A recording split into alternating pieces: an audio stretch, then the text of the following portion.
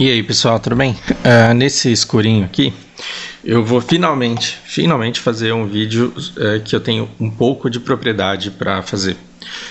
Quando eu digo que eu tenho um pouco de propriedade para fazer, é porque eu vou falar sobre uma coisa que é o meu trabalho exclusivo há pelo menos 10 anos. É uma coisa com que eu trabalho há mais de 15 anos e é uma coisa que tem feito parte de toda a minha vida, que é o estudo de idiomas e o estudo de línguas e linguística. Embora eu não tenha graduação, eu percebo que eu estou ali com o pessoal que é graduado, sabe? Como autodidata, quando eu converso com pessoas que se formaram em letras, embora inevitavelmente eles tenham uma bagagem muito maior do que a minha, naquilo que se refere a língua, ao idioma em si, aos elementos que a compõem, a gente tô ali perto. Então eu vou ousar falar com um pouco de propriedade no que se refere à língua e não às conclusões. Hoje a gente vai falar sobre linguagem neutra. Esse vídeo ele é uma resposta às perguntas a pergunta do Jason. E ele diz, cara, se você não gosta da rádio, por que ouvir?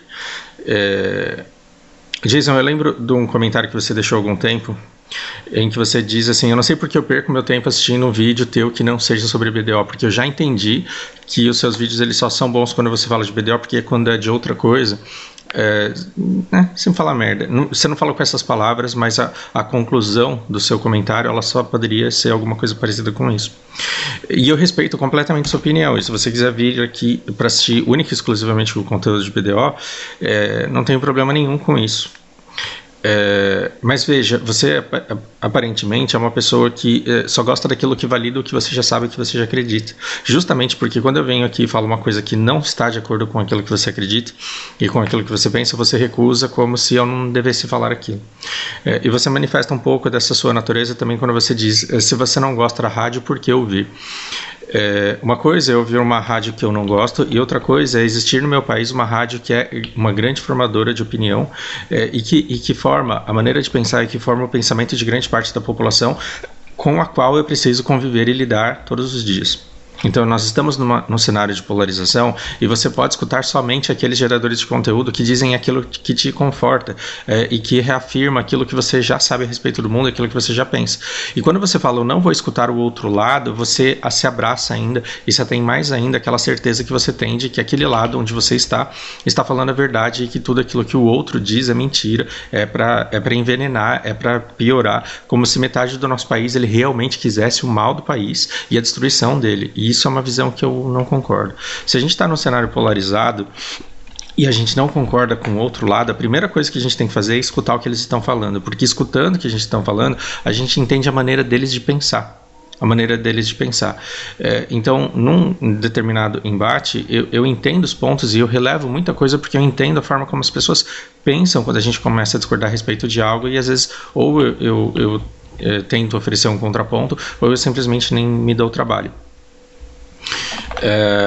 Então são aquelas pessoas que mais te incomodam, aquelas que você mais deve ouvir. E quando eu percebo que eu causo incômodo e desconforto em você, aí eu me sinto até, desculpa por isso, lisonjeado. Porque se tem alguma coisa que te incomoda é porque tem alguma coisa mexendo com você. E talvez no fundo, assim, depois de algum tempo, você amadureça um pouco isso que te incomoda e ou você descarte de uma vez, ou então você comece lentamente a mudar de pensamento.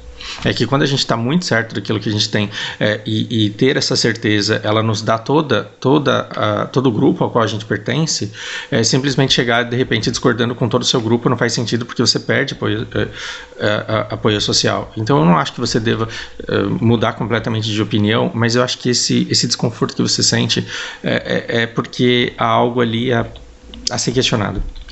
Então quando alguém chega para mim e fala que a Terra é plana, isso não me incomoda nem um pouco. Eu acho bonitinho a pessoa acreditar nisso. Eu só tento intervir quando eu vejo que a pessoa ela pode se dar mal por achar que a Terra é plana, e aí eu tento intervir. E eu acho que a gente pode se dar mal, mas muito mal mesmo. Eu acho que pode dar muito ruim pra gente ficar com esse pensamento fixo de que o vírus é culpa da China. Por quê? Porque isso pode arrumar uma treta muito grande pra gente no futuro como sociedade.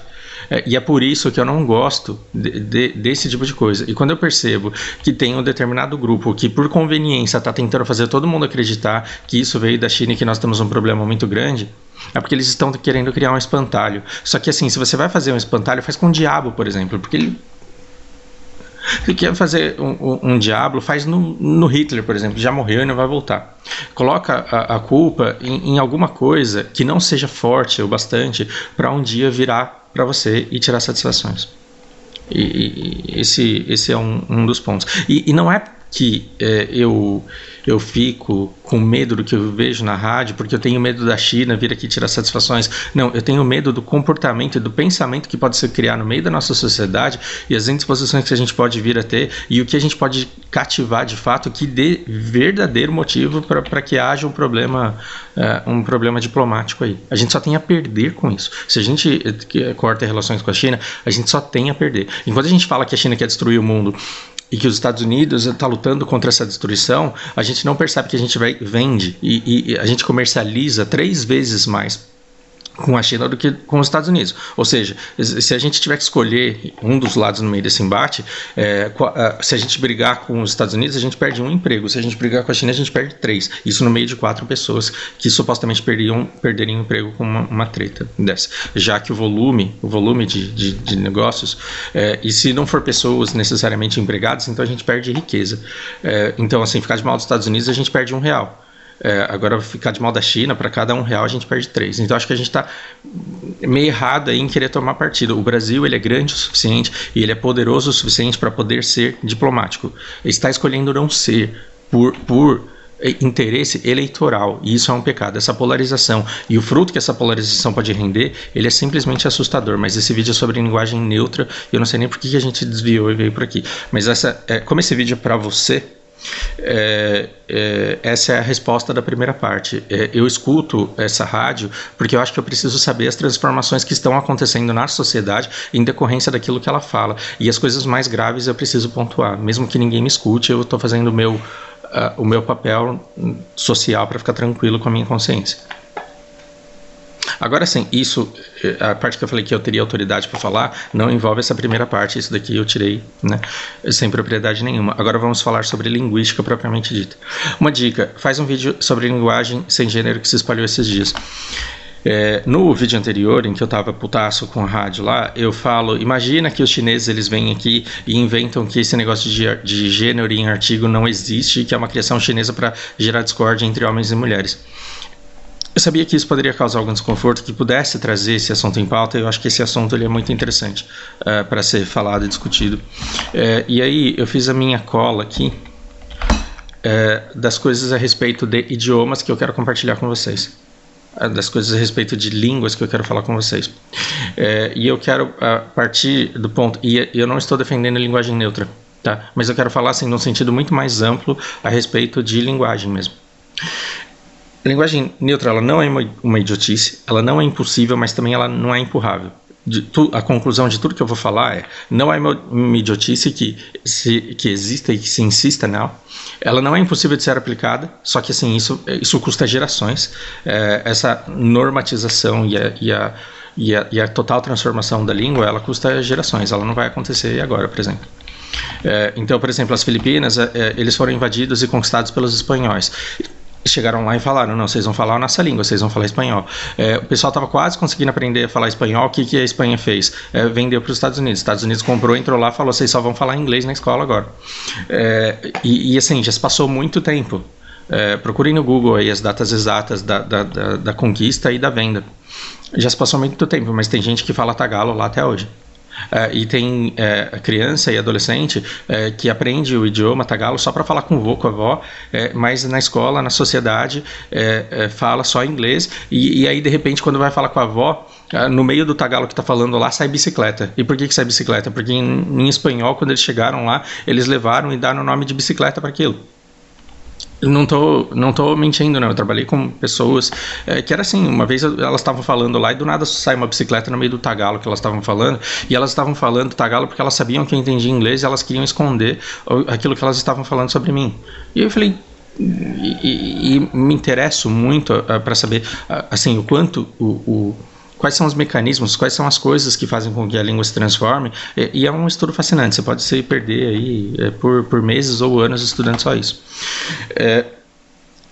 Por isso que ela não é empurrável, porque se você criar essa língua neutra hoje, ela só vai vingar numa sociedade depois de muito tempo, e talvez a gente não esteja nem aqui para ver. A não ser que ela seja imposta de uma maneira muito violenta, e eu acho que ninguém ganha absolutamente nada com isso. Absolutamente nada com isso. Quando eu falo a respeito de língua, eu digo que a língua a gente não controla nem a própria. Eu estava fazendo um vídeo agora sobre aquela mulher lá que foi falar que o vírus foi os conterrâneos dela que criaram na China. Veja, às vezes a gente quer não falar besteira e a gente fala. Às vezes você quer não xingar o coleguinha, você xinga. Às vezes você não quer falar um palavrão ou contar um segredo, vai lá e conta. Nem a nossa a gente controla. Que dirá a de toda uma sociedade? É impossível você controlar a língua de toda a sociedade, a maneira como elas falam. Por quê? Porque a língua é viva, você tem variação, você tem seleção, você tem mutação. O que é variação? Você joga três caras aqui três famílias aqui no Brasil, todas elas falando português de Portugal, vamos supor. Aí você pega uma família e manda para o Nordeste, uma fica lá no Sudeste, Rio de Janeiro, e a outra você manda lá para o Rio Grande do Sul, e aí você deixa essas famílias procriarem e crescerem sem terem contato umas com as outras durante 150 anos. Quando você volta depois de 150 anos, ficou muito pouco daquela língua original que eles trouxeram. Por quê? Porque eles encontraram na Bahia, eles encontraram em Santa Catarina, eles encontraram no Rio de Janeiro elementos novos que eles precisaram dar nomes. E eles viram coisas que eles trouxeram, que as lembranças de Portugal dele não foram suficientes para eles falarem, o nome disso daqui é isso aqui. Então, eles criam novos nomes para isso. Não importa quando você tenha isolamento de populações, elas naturalmente vão começar a falar as coisas de diferentes maneiras. Um vai falar biscoito, o outro vai falar bolacha. E se você separar essas comunidades por tempo suficiente, o que você tem? Você tem nessa própria variação uma seleção. Porque sempre quando você tem duas formas de dizer alguma coisa, uma se torna favorita. Tanto que tendo biscoito e bolacha, o Rio de Janeiro optou por biscoito e os paulistas optaram por bolacha, e tudo bem. E tudo bem, porque essa variação ela é natural que aconteça e a gente não manda nela. Tem um negócio que eu adoro, que é esse Google Ngram Viewer, que tentou lidar com normatizações à força. Um dia os caras acordaram e falaram, cara, organization, você já reparou que esse S do organization ele soa como Z? Vamos mudar então? Vamos, mudaram, mas não extinguiu completamente. Isso daqui eu não vou ficar explicando o que é essa ferramenta aqui hoje, mas eu quero mostrar que assim, os livros eles foram lançados, os documentos foram lançados, e ainda tem documento até hoje sendo feito com essa palavra sendo escrita dessa forma. Principalmente no inglês britânico, talvez. O que aconteceu? Quando eles chegaram e tentaram fazer uma reforma ortográfica e falaram, olha, agora tal palavra vai ser escrita aqui dessa forma, você consegue decidir isso, você consegue controlar isso nas editoras de livros, você consegue controlar isso nas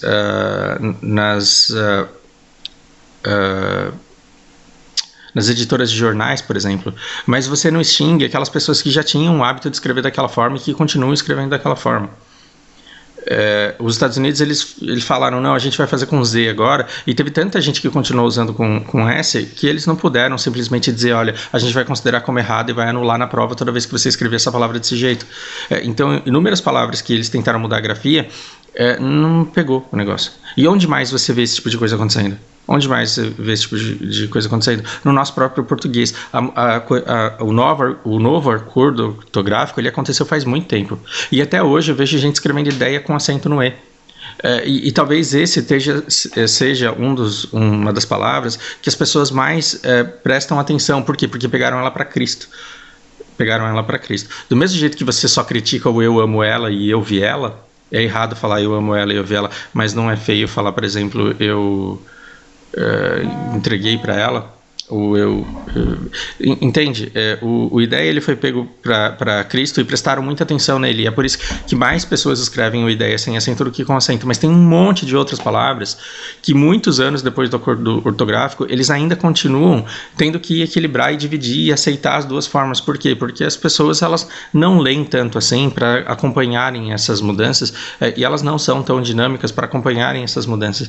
Então o que você precisa? Você precisa de toda uma nova geração vendo esse novo acordo desde o começo e lendo muito e usando muito. Para quê? Para que elas possam reescrever isso. Bom, a gente não tem nem crianças alfabetizadas e leitoras da maneira correta, que dirá bons escritores e que se lembram exatamente da grafia de cada palavra. A tendência é que a gente aceite essas duas coisas.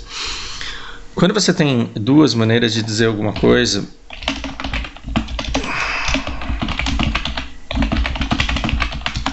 o que acontece? Antes de 1900 não tinha ônibus, aí apareceram. Isso daqui eu já usei até em outros vídeos com outros fins. As pessoas elas estavam em dúvida, porque em inglês você tem 3 maneiras de dizer a preposição em. Então, quando a gente fala em, o em que forma no, na, num, numa, essa preposição em, você pode, ela pode ser in, on e at. São 3 coisas completamente diferentes.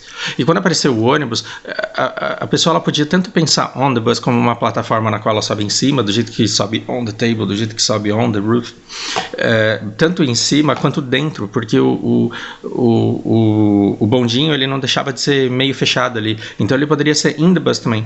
E as pessoas elas se confundiam. Será que eu vou chamar isso de on the bus ou in the bus? E o que aconteceu? Em determinado momento, houve um lado que ganhou favoritismo.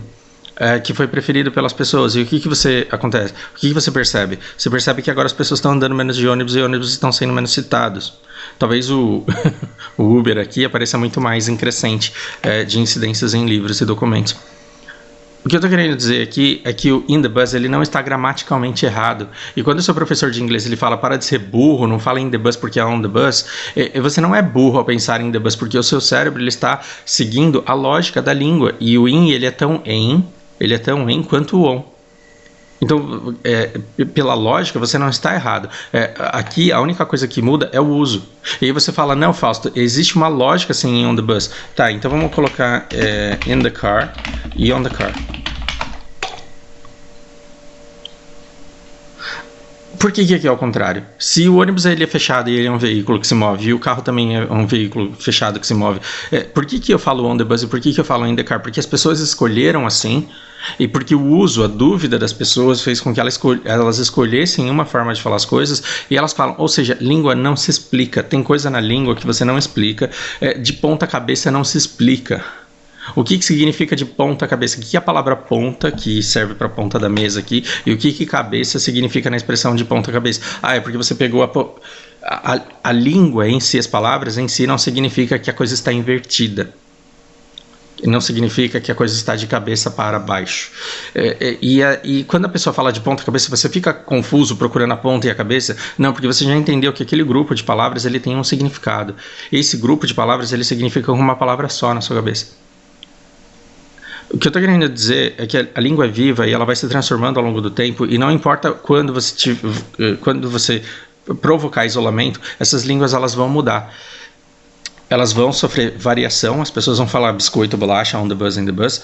Vai ter uma seleção, porque as pessoas elas vão escolher por uma palavra, né, vão preferir uma e vão preterir a outra. E aí a língua, no final das contas, ela terá mudado. E não é só as palavras, o vocabulário é só uma parte da língua. Quando a gente veio aqui, quando a gente saiu de Portugal e veio aqui pro Brasil, uma terra quente pra caramba, pra trabalhar na roça, longe pra caramba do outro, a gente não precisa mais falar com a boca fechadinha assim, porque tá com frio do inverno da Europa, em que você não quer perder a temperatura do corpo, e aí você começa a berrar, e aí você começa a falar muito mais alto. A língua ela vai muito além do vocabulário, ela envolve gesticulação, ela envolve expressões, ela envolve volume, uma série de outras coisas. Um outro ponto importantíssimo que acontece quando eu comecei a estudar linguística de forma autodidata, peguei um livro de um professor da USP e comecei a dar uma folheada, e na primeira parte eu me choquei, eu falei, não, o cara tá de brincadeira. E ele falou que tipo, a língua ela molda a realidade, e eu achei aquilo um grande absurdo. Falei, não, isso não faz sentido. E existem várias justificativas e ele prova o argumento dele, ele na verdade está certo, porque a gente chega desavisado aqui na nossa sociedade e a gente não entende como o mundo funciona, e verbalizar o mundo vai fazer com que você molde a sua forma de pensar, e a sua forma de pensar ela molda a realidade que está à sua volta. Então sim, as palavras, a língua em si, ela molda a realidade. Para você entender o pensamento do japonês, não basta que você entenda a língua japonesa, você tem que entender o que significa a língua japonesa e a maneira como eles pensam, porque aí só então você consegue entender o comportamento que eles têm. Entre coisas que eu pensei aqui, por exemplo, os japoneses, eles têm uma... E me corrijam aí se eu estiver falando besteira, tá? Porque eu não estudei assim tão profundamente ao ponto de falar isso com propriedade. A língua japonesa, ela sempre tem dois caminhos. Elas têm o caminho bom e o caminho que não vai. É sempre o caminho certo e o outro caminho que não vai. E naturalmente, na cabeça deles, eles já pensam dessa forma. Tanto que a palavra para eles, para errado, é chigal. E chigal é diferente. Os japoneses, eles são um povo que tem uma língua que já faz com que desde criança eles entendam que aquilo que é diferente do padrão é errado. É errado. Então, se você vai numa academia de karatê, você não pode dar o soco do jeito que você quer. Se você vai jogar ping-pong, você não pode mexer o braço do jeito que você quer. Se você vai pegar o hashi, se você vai pegar a xícara de chá, você não pode fazer diferente, porque existe uma maneira correta de fazer aquilo. Porque se você tenta fazer diferente, aquilo está errado. Aquilo está errado. Então, num pensamento que tem um lado que é bom e o outro lado que está diferente e, portanto, está errado, você tem expressões como, por exemplo, você deveria estudar. Quando eu falo que você deveria estudar, o dever, ele fala na língua assim, de obrigação. Então, o certo, uma coisa que você precisa fazer, o que você tem que fazer é estudar. Em inglês, a gente tem um equivalente a isso que é o should. Seria bom para você que você estudasse. Seria bom para você que você estudasse. Os japoneses, eles falam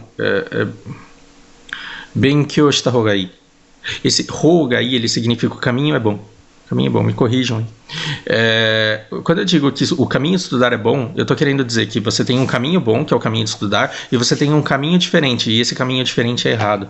Você já direciona toda uma sociedade a entender que sempre existe uma forma melhor de se fazer as coisas e que essa forma melhor, ela deve ser constantemente buscada. Constantemente buscada. E aí, quando você consegue provar que um Chigal Yarikata, ele na verdade Korei yatta hou ga ii, quando você consegue provar que o caminho que é errado, que é por ser diferente, na verdade ele se prova um caminho que, caso você siga, ele é bom, as pessoas, elas convergem todos para esse novo caminho, e elas te agradecem por encurtar o caminho delas para o caminho certo, porque ele já estava lá de alguma forma e você não havia percebido antes. Isso molda a maneira do japonês de pensar, e é daí que vem a mecânica do Kaizen, que é uma estratégia de gerenciar a vida em empresas. Quando ele diz que você é proibido de fazer algo, você tem que fazer algo, ele não invade a sua liberdade.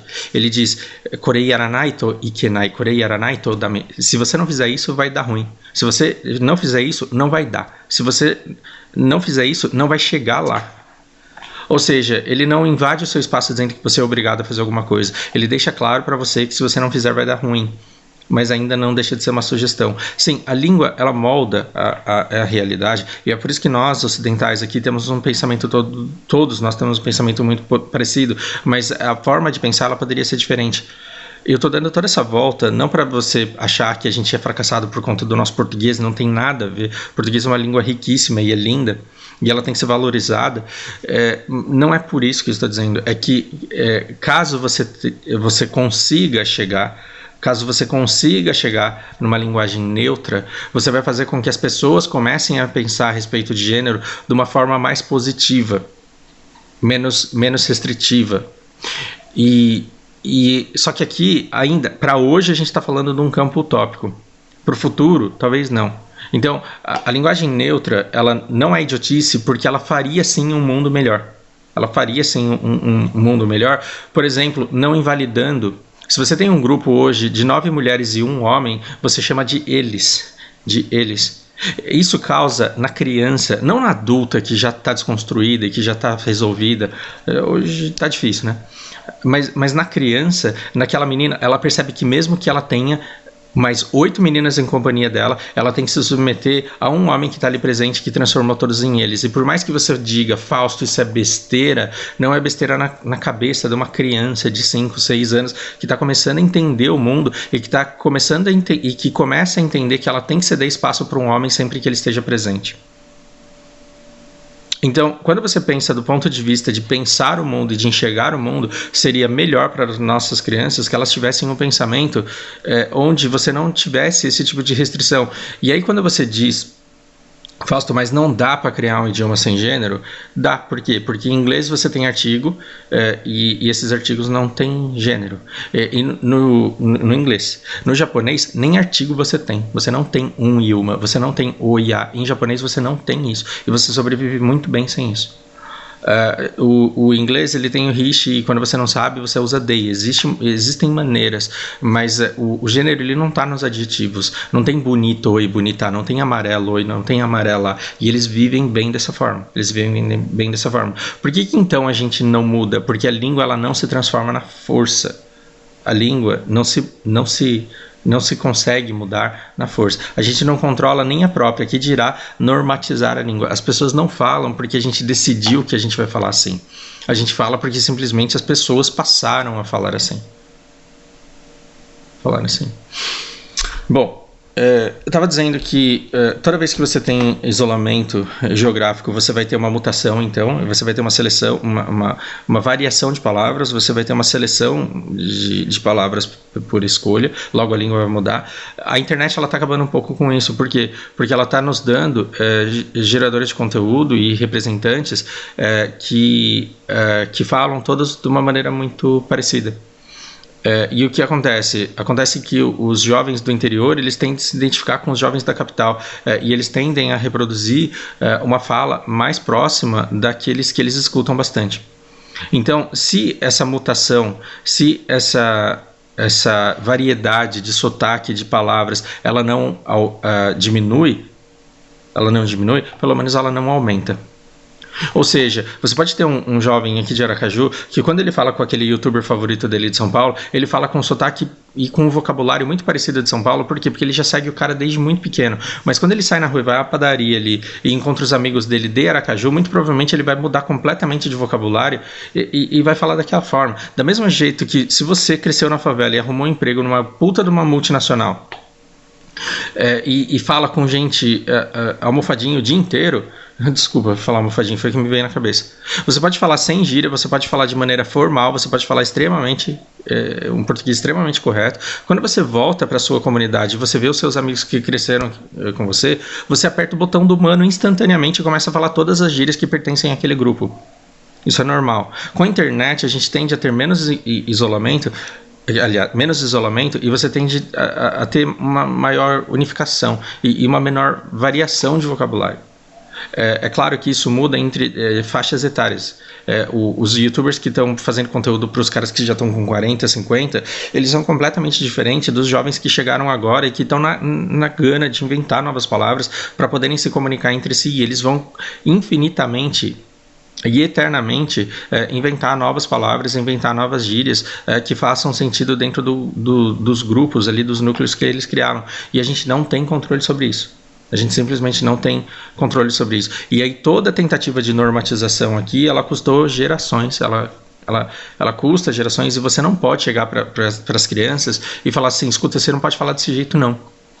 Esse você não pode falar desse jeito não, vai ser uma regra que ela vai seguir somente no dia em que ela visitar o seu território. O dia que ela for na sua casa, o dia que ela for na sua empresa, ela não vai falar daquele jeito. O que não significa que depois que ela sair do seu território, ela vai continuar te respeitando. Então, eu acho que há um grande atraso quando eu escuto, por exemplo, professores dizendo essas crianças não têm que falar dessa forma. Eu acho que quando as crianças falam de forma que a gente não entende, somos nós que temos que aprender o novo vocabulário que elas inventaram. Se não para usá-lo, pelo menos para entendê-lo e não ficar boiando enquanto elas conversam. Isso é muito importante. Em relação a essas gírias que infinitamente aparecem e não somem nunca, a gente tem aqui essa máxima que eu coloquei aqui: dicionário é igual coração de mãe. O dicionário, ele não elimina palavras, ele só aumenta. Por quê? Porque no dicionário vai ter aquela palavra que alguém usou 150 anos atrás, que ninguém mais usou desde então, mas ela tem que constar no dicionário. Porque o dicionário é um livro que contém registros de palavras que você pode não saber o significado, mas pode querer saber o significado dela um dia. Logo, não tem essa de tirar a palavra do dicionário. O ideal é que nós, como sociedade, deixemos de usar a palavra denegrir. O ideal é que, a longo prazo, nós da sociedade deixemos naturalmente de falar criado mudo. Aí a gente cria uma variação, da mesma forma que existe biscoito e bolacha, a gente cria uma variação para criado mudo, uma variação para denegrir já tem, a gente opta por preferi-la e começa a falar cada vez mais e faz com que essa outra palavra errada, ela caia em esquecimento. Só que daqui 300 anos... caiu uma bomba aqui, sobrou 20 pessoas. Essas 20 pessoas vão estudar a história do Brasil para reescrevê-la. Aí elas encontram lá denegrir, o criado mudo. Aí elas vão procurar no dicionário porque elas não sabem o que é denegrir, porque a gente parou de usar. Elas não sabem o que é criado mudo porque a gente decidiu que era ofensivo e parou de usar. Aí ela vai procurar no dicionário e não tá lá porque tiraram do dicionário porque era racista. Não tem esse negócio de tirar a palavra do dicionário. Tem que constar lá. A gente deve deixar de falar isso. Mas a palavra, ela continua, o registro daquela palavra existe. O que não se aplica para a criação de vocabulários.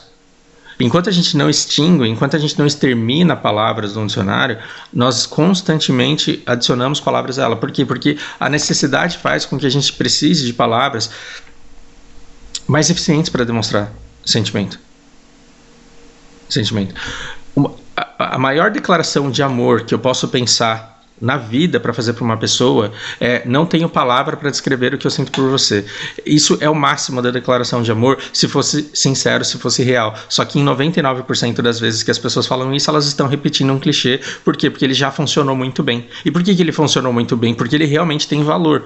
Você dizer, eu amo tanto você que eu não consigo pensar numa palavra que descreva o que eu estou sentindo, é extremamente romântico. Não tem uma palavra para isso. Mas aí, como o cara aprendeu que na cartilha lá, no guia, no manualzinho de chaveco dele, ele aprendeu a falar para isso, para toda mulher que ele vê na frente, aí isso ele perdeu o significado romântico, virou uma coisa clichê que tem um peso muito pequeno pra gente. Mas o ideal é que você pense nesse sentimento e que você descubra uma palavra que você pode usar naquele sentido. Então o que a gente tem? Por exemplo, em inglês, o dicionário de Oxford recentemente ele pegou a palavra hangry, que está todo mundo usando, e colocou no dicionário. Sofreu ataques, mas respondeu a esses ataques. Escuta, nós temos duas palavras em inglês. Uma é hungry, que é estou com fome, e outra é angry, tô puto. Agora, às vezes a pessoa tá puta porque ela tá com fome, e as pessoas, elas começaram a dizer, estou hangry. O que é hangry? Eu tô bravo porque eu tô com fome. As pessoas começaram a dizer isso. O que o dicionário fez? Ele saiu na sociedade e falou, galera, vocês vão tomar no cu, não fala isso daí não, porque essa palavra não existe, está proibido de usar essa palavra porque ela não existe. O papel do dicionário não é ficar regrando a forma como as pessoas falam. O papel do dicionário é, que palavra nova que vocês inventaram? Hangry. Tá, me explica aí, o que isso significa? Então como sociedade vocês entendem que toda vez que alguém fala hangry é porque ela tá puta porque tá com fome? Tá, eu vou registrar aqui. Pra quê? Pra que daqui 300 anos...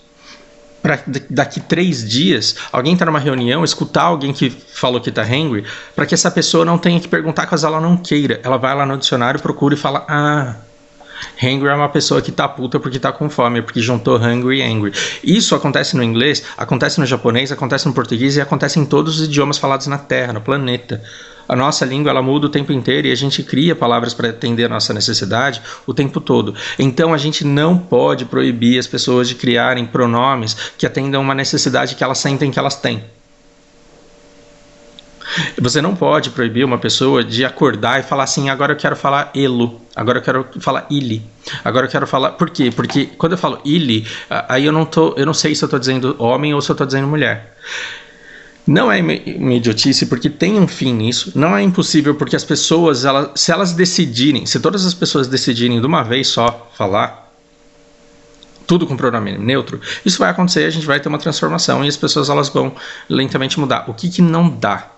O que não dá é você querer empurrar isso à força porque você inventou isso ontem. Aí precisa estudar um pouco mais da evolução dos idiomas, da evolução das línguas, da evolução da linguística, para você entender que você está querendo o impossível e que você só vai se frustrar. Não é porque você se juntou com 500 mil, e 500 mil é gente pra caramba, tá? Não é porque você se juntou com 500 mil pessoas e colocou na cabeça, e que vocês colocaram na cabeça de vocês que a partir de amanhã não se usa ele nem ela, a partir de amanhã é ele. Se vocês decidirem falar isso entre vocês, ok. Mas depois não venha falar assim, Fausto, você falou ela e você falou ele, você é homofóbico.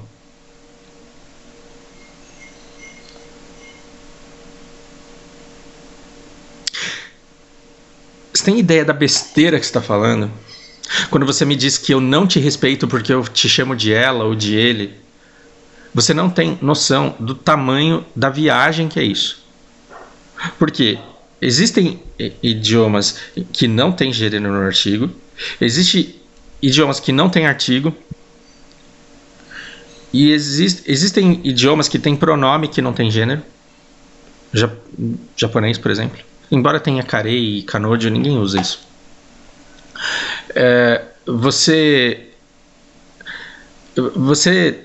Embora você tenha esses idiomas que não tem isso, você tem idiomas que tem, como por exemplo o português e o espanhol. E você não consegue arrancar isso das pessoas da noite pro dia.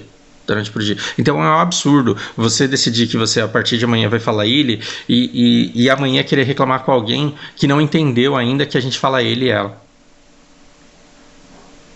Porque se você condiciona isso à opressão, aí você tira o foco da verdadeira opressão que está acontecendo.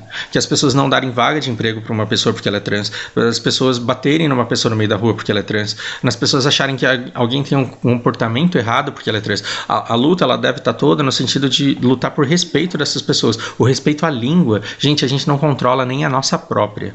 Você pode tentar se desconstruir, ficar falando ili, kili, Chile. Você pode tentar falar do jeito que você quiser. Você pode ter um sonho amanhã e acordar falando ele e ela. E aí, você virou alguém homofóbica de repente? Você vai ter que pedir desculpa para os seus amigos porque você traiu o movimento? Não. Não. Então, embora não seja uma idiotice, eu entendo o ponto que vocês querem, embora não seja impossível, também não é uma língua empurrável. E o que pode acontecer? O Tolkien, ele pode acordar um dia e ele fala, tô a fim de escrever um livro, mas eu quero que meu livro tenha elfos, mas eu quero que os elfos falem o idioma deles. Como não existe elfo e como não tem idioma de elfo, então eu vou criar. O Tolkien ele pode acordar de manhã e criar todo um dicionário com toda uma gramática e criar uma nova língua. Assim como existe o Esperanto, que é um idioma que foi criado artificialmente, que seria facílimo de ensinar e facílimo de ser aprendido. Por quê? Porque ele tem uma estrutura simples, funcional, é uma língua enxuta. Não é porque esse idioma foi criado que você tem pessoas fazendo curso de Esperanto porque estão interessadas em aprender Esperanto só porque ela é funcional. Embora seja funcional, ela não é falada. E porque ela não é falada, as pessoas estão fazendo curso de inglês e de chinês. E de espanhol. Entende? Que assim, o fato de você criar uma nova forma de se falar não garante que você vai ter adesão no seu movimento. Então, quando você cria uma nova forma de falar, ótimo, mas quando você tenta empurrar goela abaixo nas pessoas, você aumenta ainda mais a segregação contra a qual você está tentando lutar. Então, uma coisa é você juntar 20 amigos e falar entre eles do jeito que você gostaria que a língua fosse. E tentar mostrar para as pessoas que a língua poderia ser desse jeito. E através do idioma, mostrar que as nossas diferenças elas são menores e que elas podem ser vencidas. Outra coisa é você entrar no metrô e porque tem 3 outras pessoas e você tá com 20 amigos, você ficar gritando ili, kili, chile para todo mundo e chamar aquelas 3 pessoas de atrasadas, de opressoras, de homofóbicas, porque elas ainda não aplicaram uma mudança que já aconteceu há muito tempo na sua vida, no seu grupo, na sua comunidade. E quando você tenta privar as pessoas de entenderem aquilo que você está falando, ou quando você tenta forçar as pessoas a falarem do jeito que você fala, você aumenta ainda mais a segregação e você aumenta ainda mais o ódio que já existe e que precisa ser combatido. A gente precisa lutar no sentido de conscientizar as pessoas a verem o outro como igual e a terem respeito por ela. Não precisa de alguém falando um novo idioma e forçando elas a aprenderem um novo idioma para que a pessoa tenha mais ainda a ideia de que LGBTQ são diferentes.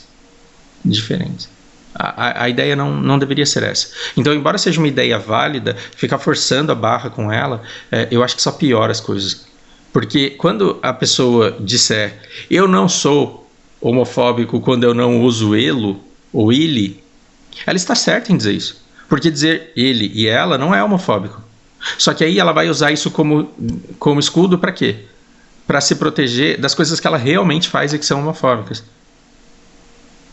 E digo mais, ela vai poder dizer assim, cara, eu não te contratei porque as pessoas não entenderiam direito aí o jeito que você fala e o jeito que você tenta fazer com que elas falem. Você vai munir as pessoas de desculpas para segregarem e isolarem ainda mais. Não é por aí. eu acho que é muito melhor quando, ao invés de você tentar forçar todo mundo a falar do jeito que você achou que é justo e que é legal, e ao invés de lutar por isso, é você mostrar o quanto isso funciona de uma maneira muito legal dentro do seu próprio grupo, dentro da sua comunidade, e fazer com que as pessoas queiram visitar essa comunidade. Ao invés de tentar gritar para o mundo que a gente é injustiçado porque a gente tem que aprender inglês e os caras que vêm para cá eles deviam ser parar de ser vagabundo e começar a estudar português para vir aqui falar com a gente deveria mostrar o quanto nós somos receptivos, o quanto nós somos acolhedores e o quanto a gente tem coisa boa para mostrar caso a pessoa se disponha a estudar o nosso idioma, para que ela tenha vontade de falar como nós falamos e não para que ela se sinta coagida a falar do jeito que a gente quer que ela fale. Eu espero do fundo do coração que eu tenha transmitido a mensagem da melhor forma que eu poderia fazer.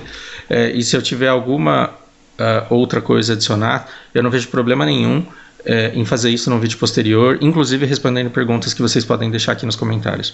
De coração, espero que seja útil, que cause reflexões. Não quero ser o dono da verdade, eu só quero que vocês pensem um pouco fora dessa polarização que se cria, dessa mania que a gente tem de arrumar treta com o outro e de querer colocar nele a culpa dos perrengues que a gente passa na vida. Isso aí, grande abraço.